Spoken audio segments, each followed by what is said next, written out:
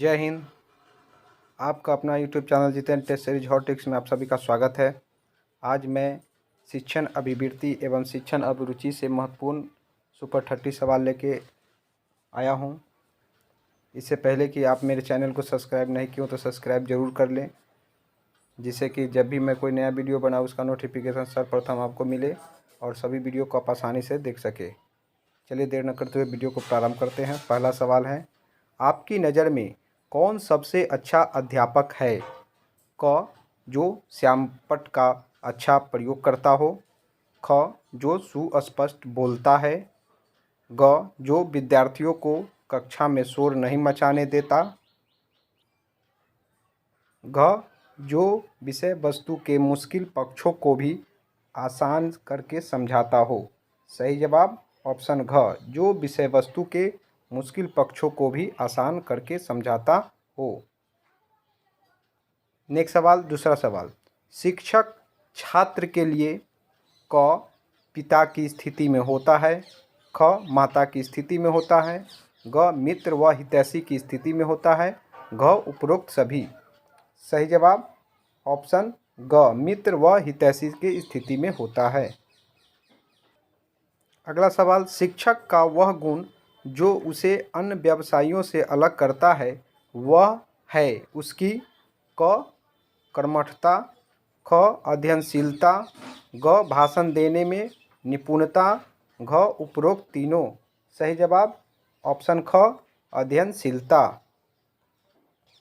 Next सवाल, चौथा सवाल, जो छात्र कक्षा में निरंतर प्रश्न पूछते रहते हैं उन्हें क, दंडित किया जाना चाहिए। ख, प्रश्नों का उत्तर स्वयं ढूंढने के लिए प्रोत्साहित किया जाना चाहिए। ग, उन्हें लगातार प्रश्न पूछने के लिए प्रोत्साहित किया जाना चाहिए। घ, उन्हें कक्षा के वाद विवाद में भाग लेने के लिए प्रोत्साहित किया जाना चाहिए। सही जवाब ऑप्शन ग, उन्हें लगातार प्रश्न पूछने के लिए प्रोत्साहित किया जाना चाहिए।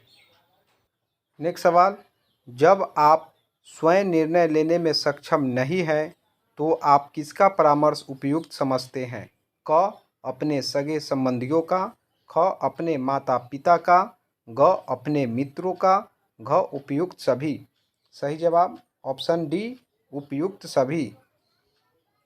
अगला सवाल, आप अपने दैनिक जीवन में महत्व देते हैं? क, दूसरों की समस्याओं को सुलझाने को। ख, अपनी समस्याओं को सुलझाने को। ग, अपने प्रियजनों की रक्षा करने को। घ, आदर्श और नैतिकता की रक्षा को। सही जवाब घ, आदर्श और नैतिकता की रक्षा को।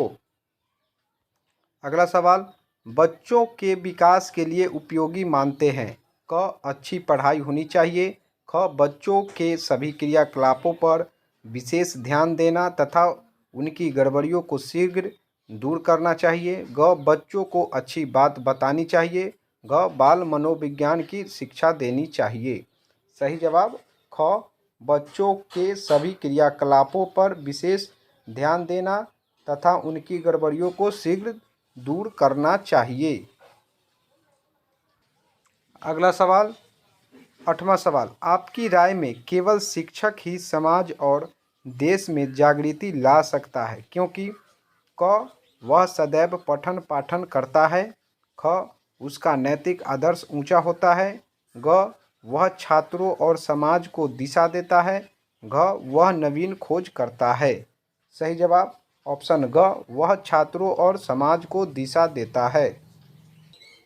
अगला सवाल, शिक्षकों के बीच संघर्ष का सबसे दूषित परिणाम होता है? क, छात्रों का व्यवहार बिगड़ जाना। ख, शिक्षण समय में कमी। ग, पाठ्य सहगामी क्रियाएं प्रभावित होना। घ, प्रधानाध्यापक तथा अध्यापकों के संबंध खराब हो जाना। सही जवाब ऑप्शन क, छात्रों का व्यवहार बिगड़ जाना। अगला सवाल, 10वां सवाल, अगर कोई आपके कार्यों में बार बार बाधा डालने की कोशिश करता है तो आप क, इसे गंभीरता से लेते हैं। ख, सामान्य ढंग से लेते हैं। ग, उसे मना करने की कोशिश करते हैं। घ, उससे इसका कारण पूछकर प्रत्युत्तर देते हैं। सही जवाब हो जाएगा घ, उससे उसका कारण पूछकर प्रत्युत्तर देते हैं। अगला सवाल, राष्ट्रीय पर्व जैसे 15 अगस्त और 26 जनवरी पर्व में उपस्थित होने के संबंध में विचार है। क आदेश का अनुपालन। ख मनोरंजन के साधन है। ग कोई लाभ नहीं। घ राष्ट्रीय एकता और अखंडता को सुदृढ़ करने में प्रोत्साहन मिलता है। सही जवाब ऑप्शन घ राष्ट्रीय एकता और अखंडता को सुदृढ़ करने में प्रोत्साहन मिलता है। अगला सवाल, आपके विचार से विद्यालय में नैतिक शिक्षा प्रदान करने के लिए आवश्यक है। क प्रतिदिन को द्वारा नैतिकता पर भाषण। ख नैतिक शिक्षा से संबंधित साहित्य वाचना। ग समय समय पर अभिभावकों को नैतिकता के बारे में जनाना। घ अध्यापक अपने आचरण को संयमित और नियमित रखना। सही जवाब हो जाएगा घ अध्यापक अपने आचरण को संयमित और नियमित रखना। अगला सवाल, प्रौढ़ शिक्षा किन व्यक्तियों के अधिकार में होनी चाहिए। क सरकार के हाथ में। ख गैर सरकारी समितियों के हाथ में। ग शिक्षित व्यक्तियों के हाथ में। घ उपरोक्त सभी के हाथ में। सही जवाब ख गैर सरकारी समितियों के हाथ में। अगला सवाल, यदि कोई अभिभावक आपसे मिलने कभी नहीं आता है तो आप क्या करेंगे। क बालक पर ध्यान नहीं देंगे। ख अभिभावक को लिखेंगे। ग उनसे स्वयं मिलने जाएंगे। घ बालक को दंड देना आरंभ कर देंगे। सही जवाब ख अभिभावक को लिखेंगे। अगला सवाल, एक विद्यार्थी के असामाजिक व्यवहार को सुधारने के लिए कौन सा कार्य नहीं करना चाहिए। क दूसरे विद्यार्थियों से कहना कि वह उसके साथ न रहे। ख विद्यार्थी से समस्या पर विचार करना। ग उसको परामर्शदाता के पास भेजना। घ उसके परिवार के सदस्यों से बात करना। सही जवाब क दूसरे विद्यार्थियों से कहना कि वह उसके साथ न रहे। अगला सवाल, आपके विद्यालय में कुछ शिक्षक ट्यूशन को अपना व्यवसाय समझते हैं तो आप इस स्थिति में क्या करेंगे। क उससे होने वाले हानियों को बताएंगे। ख स्वयं भी उस समूह में शामिल हो जाएंगे। ग प्राचार्य से रिपोर्ट करेंगे। घ उससे कोई मतलब नहीं रखेंगे। सही जवाब क उससे होने वाली हानियों को बताएंगे। अगला सवाल, शिक्षक होने के नाते आपको हड़ताल के बारे में विचार है। क अन्य मजदूर संघ की तरह ही अपनी मांगों के समर्थन में हमें हड़ताल करनी चाहिए। ख हड़ताल से छात्र प्रसन्न रहते हैं। ग हड़ताल से अधिकारियों पर दबाव बनाया जा सकता है। घ हड़ताल से समाज में महारी ही निंदा होती है। सही जवाब घ। छात्रों की बुरी आदतें कैसे छुड़ाई जा सकती है। क उन्हें बुरी आदतों के परिणाम को स्पष्ट करने वाली प्रेरणादायक कहानियाँ सुनाकर। ख उनके माता पिता का सहयोग प्राप्त करके। ग उन पर कड़ी नज़र रखकर। घ उपरोक्त सभी। सही जवाब ऑप्शन घ उपरोक्त सभी। अगला सवाल, प्रभावी शिक्षक होने की बहुत कम संभावना किसकी है। क वह जो हर समय अपनी विद्वता का बखान करे। ख वह जिसकी पढ़ाने में कोई रुचि नहीं है। ग वह जो नैतिक मूल्यों की शिक्षा देता है। घ क तथा ख दोनों। सही जवाब घ क तथा ख दोनों। अगला सवाल, अध्यापक अपने प्रयास में कभी असफल नहीं होगा यदि क उसके अंदर अनुशासन है। ख उसे शिक्षण विधियों का ज्ञान हो। ग उसके अंदर धैर्य हो और वह जल्द परिणाम पाने के चक्कर में न पड़े। घ उपरोक्त सभी। सही जवाब ग उसके अंदर धैर्य हो और वह जल्द परिणाम पाने के चक्कर में न पड़े। अगला सवाल, आप एक प्रभावी अध्यापक के लिए आवश्यक नहीं मानते हैं। क वह उत्तम वक्ता हो। ख केवल दंड देने वाला हो। ग सृजनशील हो। घ वह विषय को रोचक बनाता हो। सही जवाब ऑप्शन ख केवल दंड देने वाला हो। अगला सवाल, आपके अनुसार प्रभावी संप्रेषण संभव हो सकता है? क आपके उचित शब्द प्रयोग से, ख आपके विस्तृत ज्ञान से, घ श्रोता के स्तर को जानकर, घ जोर से बोलकर। सही जवाब ग श्रोता के स्तर को जानकर। अगला सवाल, नैतिक शिक्षा का उत्तरदायित्व होना चाहिए? क समाज के ऊपर, ख अभिभावक के ऊपर, ग स्कूल के ऊपर, घ धर्मगुरु के ऊपर।